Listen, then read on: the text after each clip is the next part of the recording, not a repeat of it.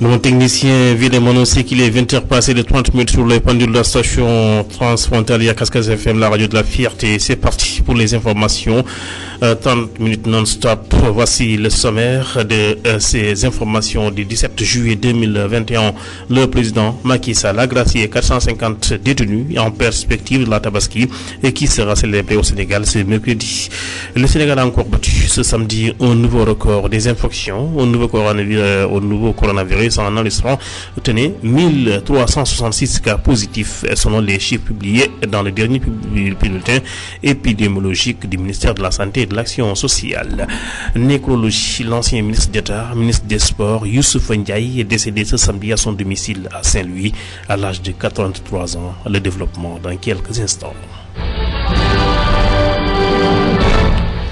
Mesdames, Messieurs, bonsoir, donc vous soyez les bienvenus. Voici les informations de Cascade FM 95.9 à l'heure où je vous parle, il est 20h passé de 32 minutes. Nous allons débuter avec l'actualité locale.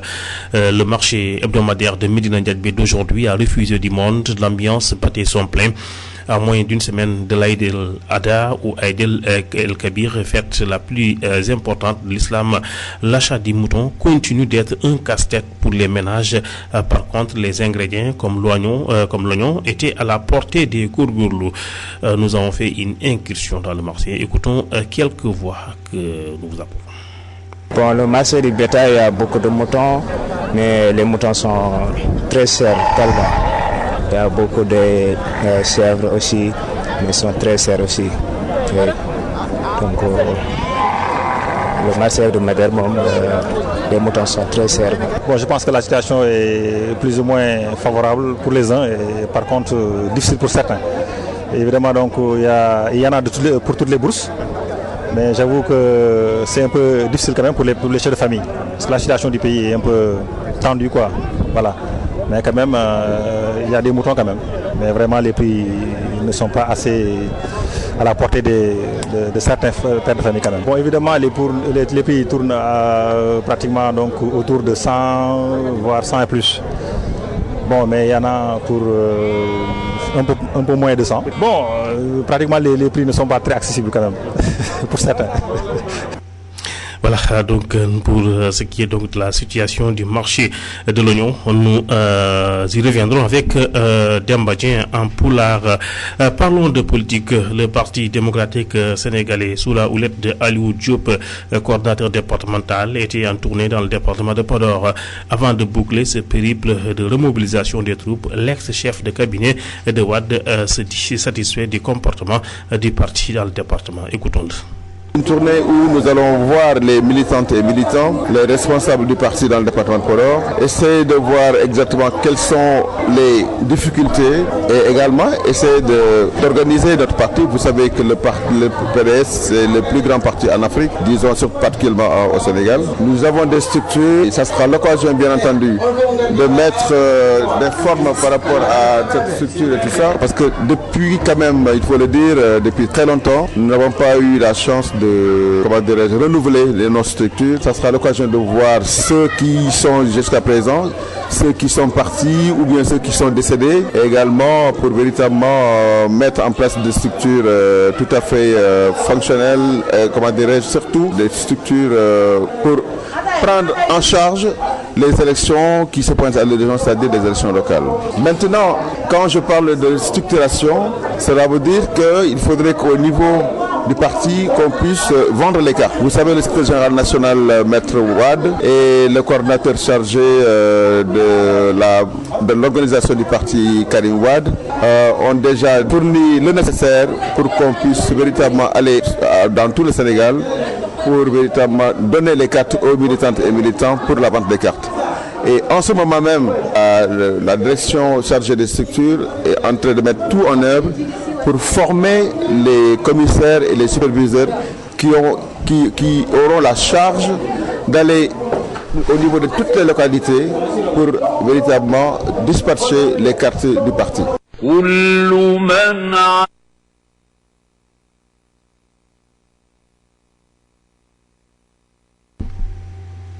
C'était donc Aliou Diop, le coordinateur du Parti démocratique sénégalais dans le département qui est en tournée.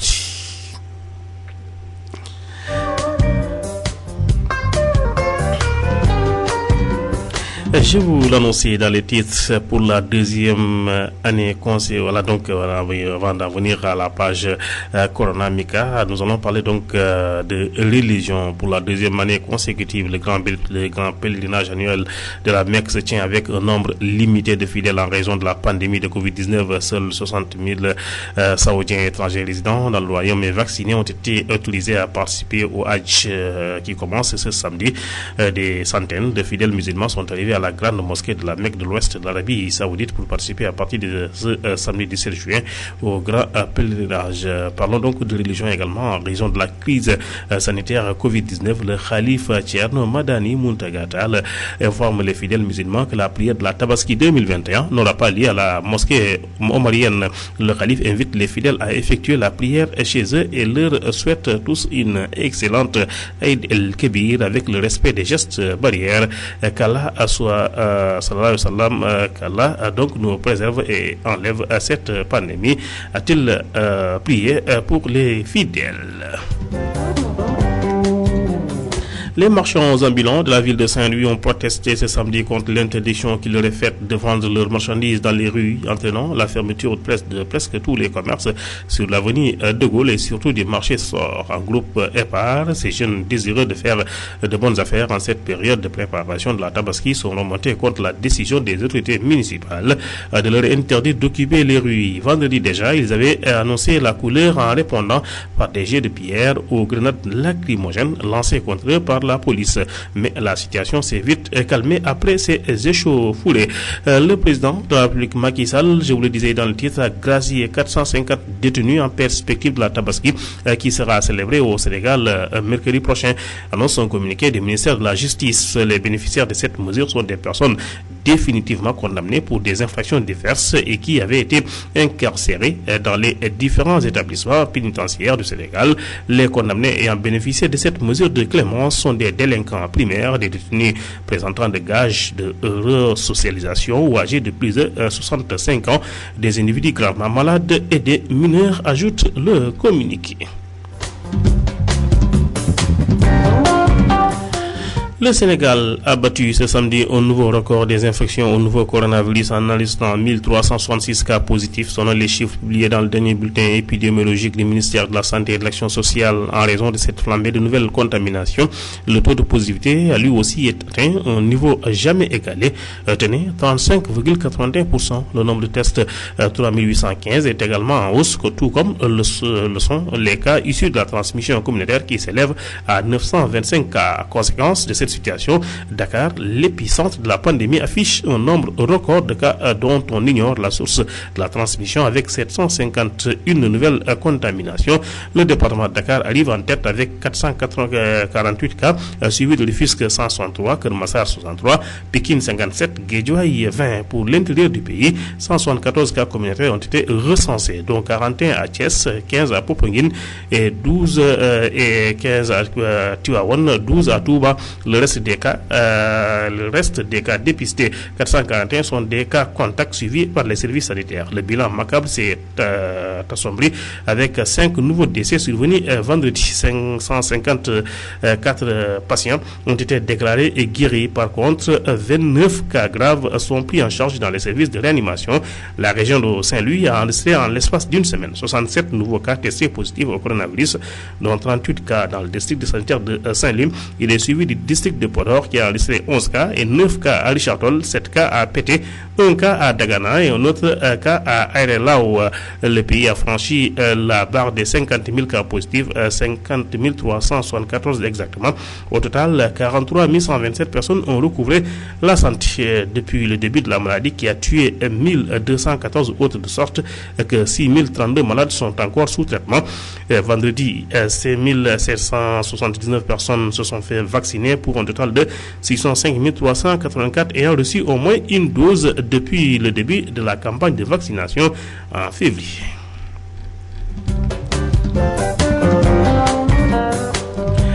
Nous allons terminer cette page nationale avec ces deux pages nécrologiques.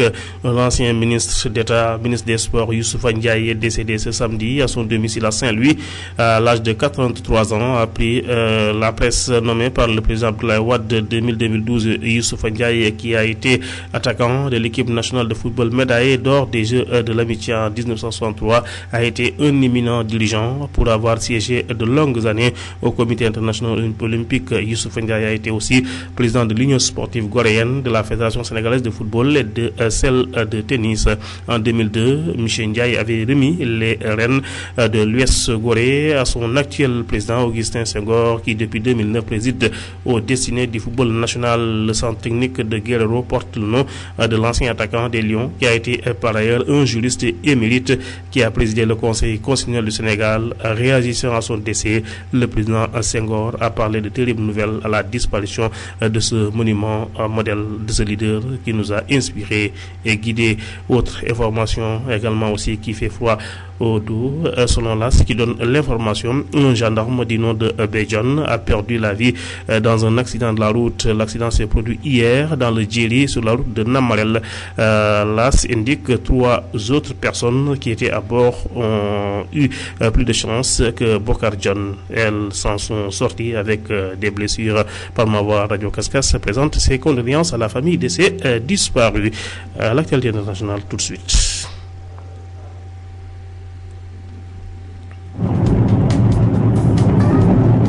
L'actualité internationale. L'actualité internationale le conduit d'abord en Mauritanie, où le conseil d'administration de la Banque africaine de développement a approuvé ce vendredi à Abidjan une ligne de crédit de 10 millions d'euros à la Banque pour le commerce et l'industrie BCI de Mauritanie afin de renforcer ses activités de financement du commerce international en faveur des petites et moyennes entreprises dans des secteurs stratégiques. Dans le contexte de crise, cette opération permettra à la BCI de disposer de liquidités en devises pour préfinancer l'acquisition de machines, d'intrants, d'équipements, de biens de consommation, de denrées alimentaires et de matériaux au profit des secteurs de la santé, de l'agriculture, de l'industrie, de la construction, de la transformation du poisson et des aliments et de l'artisanat. Une délégation du Conseil paix et sécurité de l'Union africaine a achevé ce vendredi une visite de 4 jours au Mali dirigée par Ankoulé Adeleke, président en exercice du Conseil pour ce mois de juillet. La mission a notamment rencontré plusieurs autorités de l'État ainsi que la classe politique locale. Plus de 280 000 personnes affectées par des inondations dans le sud-est de la République démocratique du Congo. Selon le rapport publié ce jeudi, les pluies des mois de mars à mai de cette année ont causé la mort de 16 personnes. Plus de 26 000 habitations et 260 écoles ont été détruites ainsi que des centres de santé dans la province de Tanganyika, affirme OCHA, le bureau de coordination de l'action humanitaire de l'ONU. Les élections présidentielles législatives maliennes, donc, et nous allons terminer avec cette marche en France. Près de 114 000 personnes ont manifesté contre les nouvelles mesures sanitaires, dont le pass sanitaire ou la vaccination obligatoire pour certaines professions, a indiqué le ministère de l'Intérieur. Le ministère a recensé 136 rassemblements ayant mobilisé près de 96 000 personnes dans l'ensemble du pays. À Paris, près de 18 000 personnes ont manifesté. Le sport dans quelques instants avec Mamoudou Adjam, que nous allons recevoir sur ce plateau.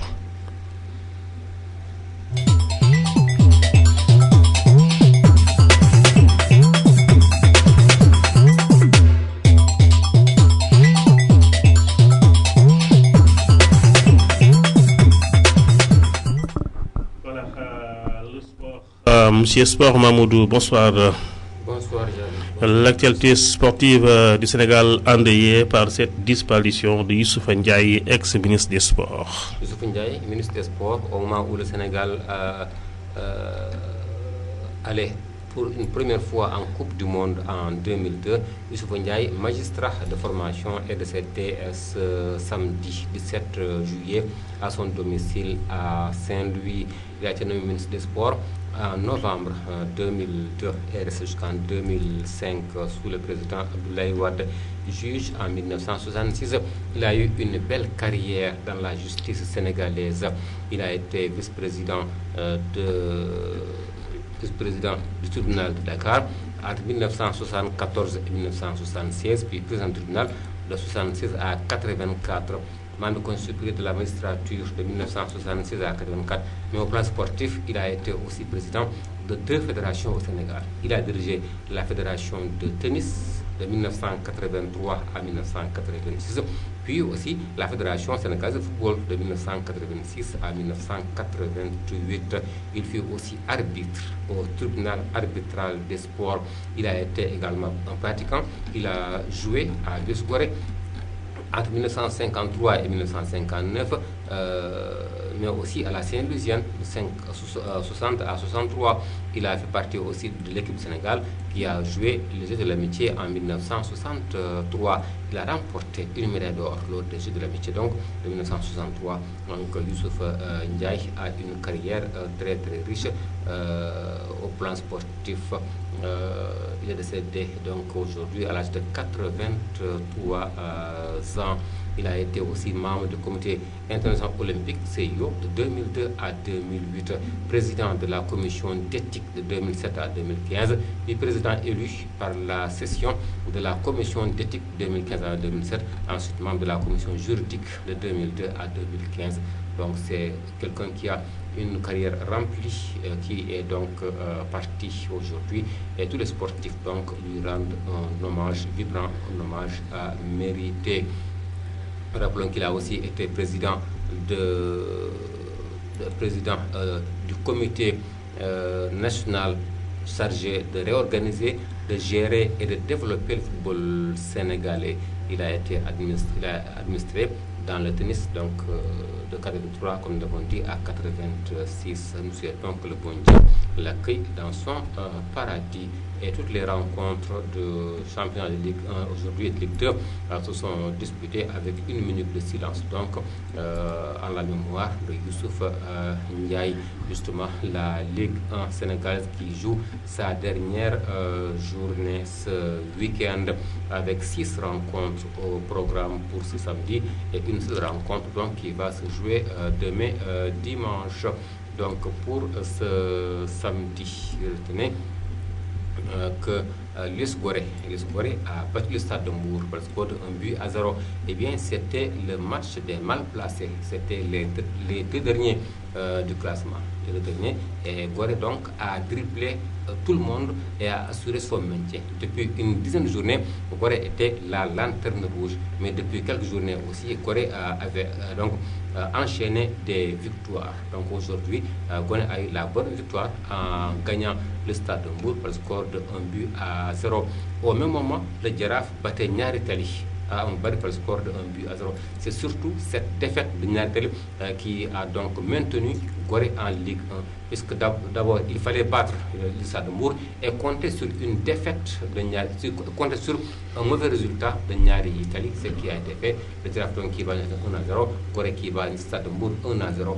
Jambar qui écrase Seneps Excellence 5-0 et Jambar donc qui dépasse Génération Foot. Jambar qui se qualifie donc pour la Coupe de la CAF.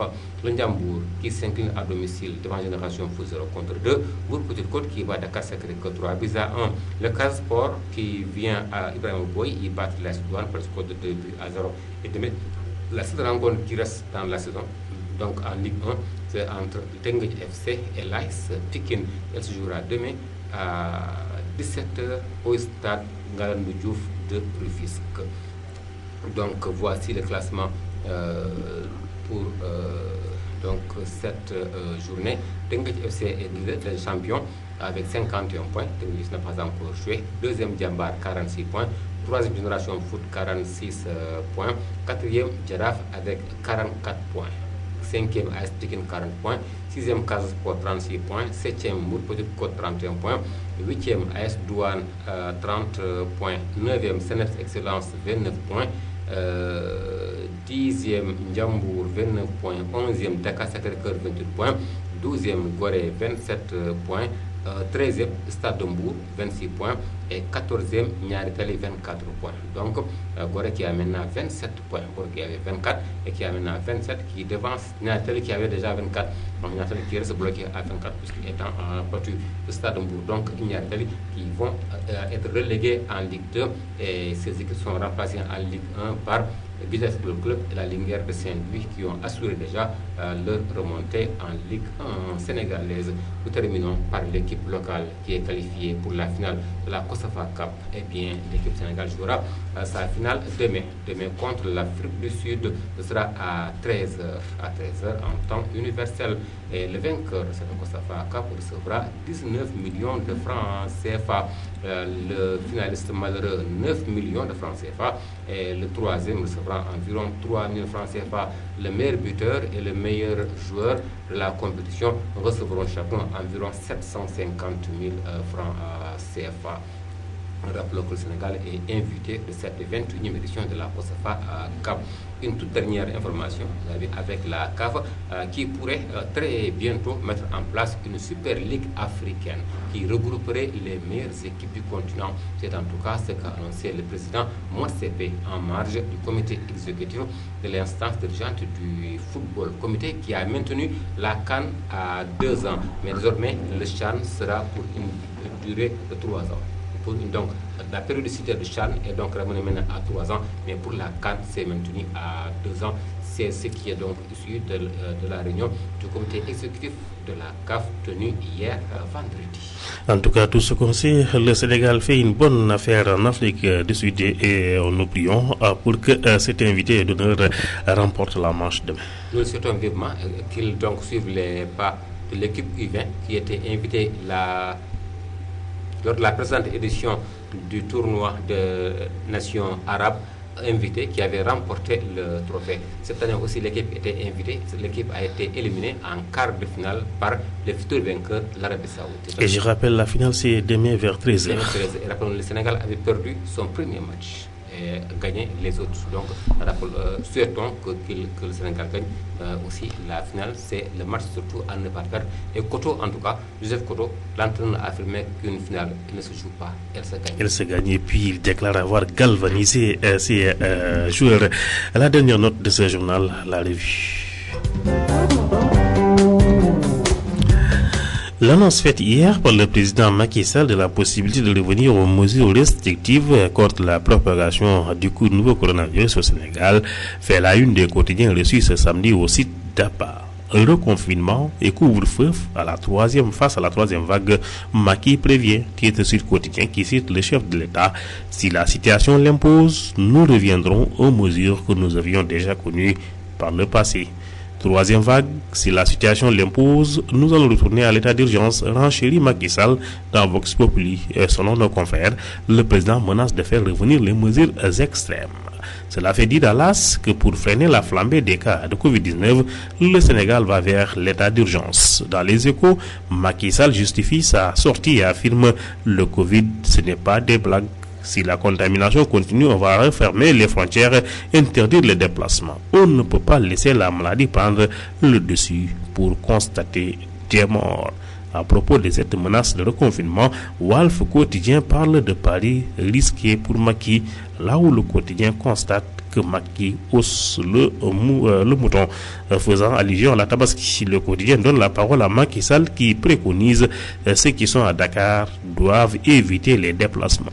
Macky hausse le ton et menace, écrit l'info. Dans ce journal, le président Sall soutient il ne faut pas que ceux qui sont à Dakar se servent de la Tabaski pour aller contaminer ceux qui sont dans les régions.